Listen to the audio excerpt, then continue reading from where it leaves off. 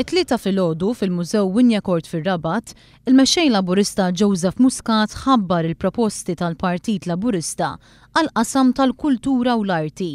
Beda billi qal li qatt ma kien hemm manifest elettorali ta' partit politiku illi ta' daqshekk importanza lil dan il-qasam.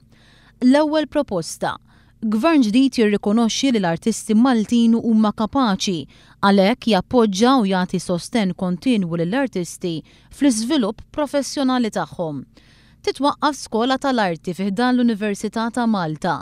Din tkun istituzzjoni li jiżżewweġ flimkien it-tagħlim akkademiku ma' dak kritiku u prattiku. It-tielet proposta: jitwaqqaf Fond Nazzjonali għall-Eċċellenza. Dan il-fond jgħin biex jiġu identifikati u mejjuna finanzjarjament l-aħjar elementi fl-oqsma kollha artistiċi, mużikali, kulturali u dawk tal-letteratura.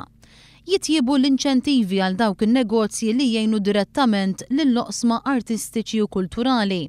Proposta oħra li titratta l-arti u l-kultura hija dik li gvern ġdid jassigura koordinament u sinerġija bejn l-għaqdiet bid-dipartimenti tal-kultura u l-arti, filwaqt li l-Kunsell Malti għall-Kultura u l-Arti jibqa' jikkonċentra fuq l-għajnuna lill-artisti u fuq attivitajiet kulturali.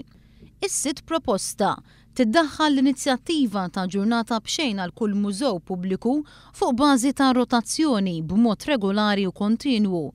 Titwaqqaf Gallerija Nazzjonali tal-Arti Moderna li jisservi ta' vetrina nazzjonali ta' ħafna xogħlijiet ta' artisti Maltin ta' dan il-perjodu u li sissa sfortunatament ftit li xejn setgħu jiġu apprezzati mill-pubbliku.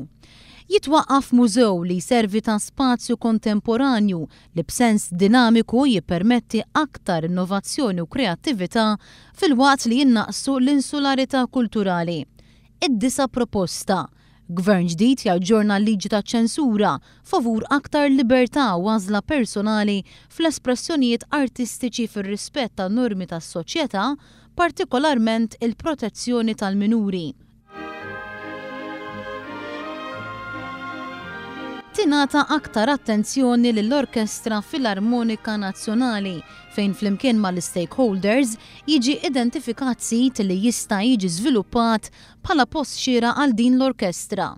Gvern ġdid għal Joseph Muscat jagħti aktar attenzjoni lill-Iskola tal-Mużika Johann Strauss billi jinvesti aktar riżorsi kif ukoll jiġi identifikat post aktar xieraq u adekwat. It-tnax il-proposta: Gvern ġdid jagħti aktar riżorsi lis-sovratendenza tal-wirt kulturali biex twettaq aħjar ir-rwol tagħha.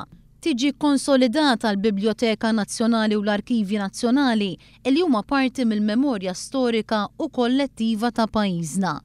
U dwar iċ-ċinematografija, gvern ġdid waqqaf kunsill konsultattiv li jiġbor fih lill-operaturi f'dan il-qasam biex Malta u Għawdex jiġu reklamati aħjar bħala destinazzjonijiet eċċellenti għall-qasam taċ-ċinematografija.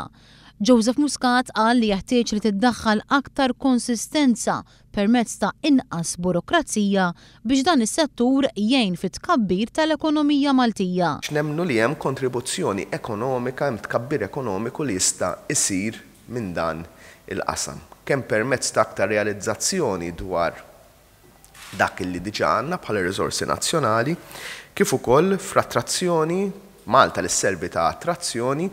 Preżenti għal konferenza tal-aħbarijiet kien hemm il-kandidati Laburisti Owen Bonnici u Sigmund Mifsud.